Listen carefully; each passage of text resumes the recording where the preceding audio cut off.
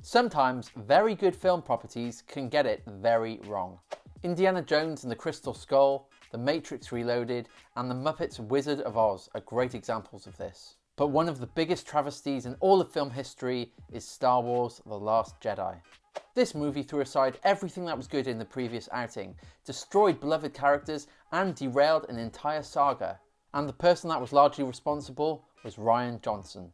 So who is he? Is he an evil mastermind? Did the Star Trek people put him up to it? Or is he just a victim to Kathleen Kennedy and Disney? Well, his 2019 film, Knives Out, proved he's actually a great director and writer, and there's a key component in the latter film that would have saved the former. But before we get into it, we'd appreciate it if you could give the video a thumbs up, and if you're new to the channel, you can click the subscribe button in the bottom right corner to get weekly content on film and TV. Without further ado, I'm Stephen from Unmissable Movies, and here's why Knives Out succeeded where The Last Jedi failed. Spoilers ahead, obviously. Let's begin with The Last Jedi. Now, in The Force Awakens, there are a number of major setups that occur throughout the story, and as an audience, we're left with some big questions. Who are Rey's parents? Who's Snoke? What has Luke been doing? And what was Rey's Force vision all about? Well, we're going to take a very quick sidestep here, and if you're at all familiar with theatre, you might be aware of something called Chekhov's gun. Let's just ask Google for a succinct definition. Okay, Chekhov's gun is a dramatic principle that states every element in a story must be necessary, and irrelevant elements should be removed. Elements should not appear to make false promises by never coming into play. Well, let's look back at those questions. Who are Rey's parents? Nobody. Who's Snoke? Nobody, and he dies. What has Luke been doing? Fanning around on an island. What was Rey's Force vision all about? Unclear.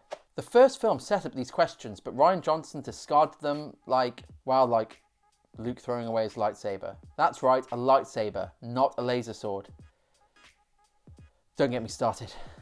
Now, some elements in that movie were okay, but the major backlash it received came because the director put more onus on subverting expectations than logical storytelling. It's okay to do that a little bit, but not again and again and again. Well, let's get into Rian Johnson's follow-up, Knives Out. I was reluctant going into it, and as a large number of elements were introduced to the story, I clocked them and waited to see if the payoff would come this time round. So here are the setups I discovered from 1 to 10, and to use Chekhov's language, we'll call them necessary elements. Number 1, a hidden weed stash played out as a joke at the beginning of the film is the first setup explained in the final reveal. Number 2, Ransom's car. Number 3, we discover the mansion has hidden doors. Number 4, Harlan makes an offhand comment about Ransom being unable to distinguish a real knife from a prop. Number 5, Juanetta, the great nana who seems to just make up the supporting cast as she doesn't really do anything, says, "Ransom, are you back again already?" when Marta is climbing the trellises. Number 6, Marta receives a ripped letter saying, "I know what you did." Number 7, the actual knife sculpture presented throughout the film. Number 8, in a flashback sequence, we hear Harlan say, "You tell her or I will," in reference to an affair Richard is having. Number 9, further to the comments in number 8, Richard later finds out what he believes to be the letter outing his misdeeds, but there's nothing on it. And number 10, in a forgotten frame, we see a bloodstain on the protagonist's shoes. Now, before we get to the payoffs, I can almost hear people saying, of course there's payoffs. But look at Star Wars. It should be obvious to give setups meaning, but Rian Johnson didn't.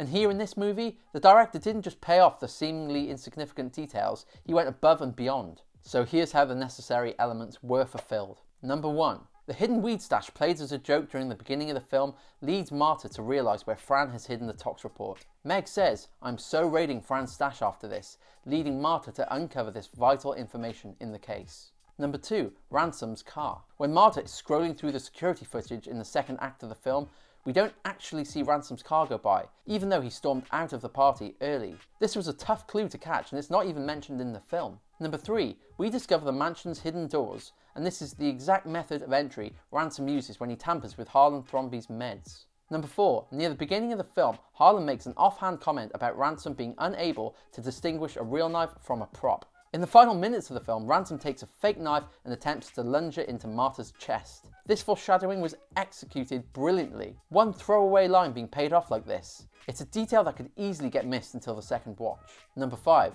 Juanetta, the great nana who seems to just make up the supporting cast, says, "Ransom, are you back again already?" when Marta's climbing down the trellises. As the audience, we assume she means, "Ransom, are you back already?"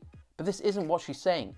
"Are you back again already?" This showed us early on that he had indeed returned, but most of us likely dismissed it as her miswording or the ramblings of an elderly lady. Number 6. Marta receives a ripped letter saying, "I know what you did." Who would really question why this letter was ripped? It's another minor element, but when Blanc is concluding, we see that Ransom ripped the letter so he could change the meeting time. It's another vital clue for us as the audience. Number 7. The actual knife sculpture presented throughout the film both foreshadows the attempt on Marta, but also links with Blanc's long-winded donut tirade. The sculpture, much like a ring donut, has a hole in the centre. Number 8. In a flashback sequence, we hear Harlan say, "You tell her or I will," in reference to the affair Richard's having. While not only does this information come to light, it's done with a brilliant setup that has a second layer, leading us to number 9. Richard actually finds what he believes to be the letter outing his misdeeds, but there's nothing on it.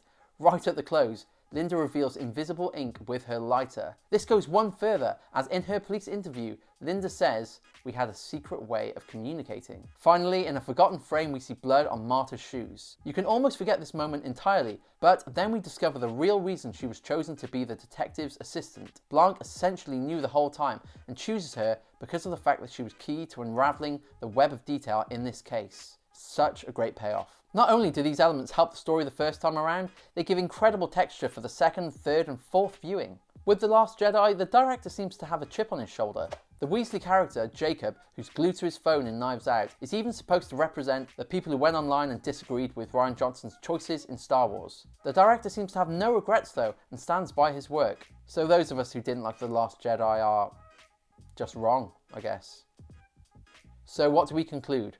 Rian Johnson has skills, but he's best off for the rest of his career sticking with knives. Leave the lightsabers for the people who can handle them. Thanks so much for watching. If you enjoyed this, please do give the video a like, and if you're new to the channel, please do subscribe. You can also share this on Facebook and Vine. Is Vine still a thing? Anyway, thanks for watching, and we'll see you soon.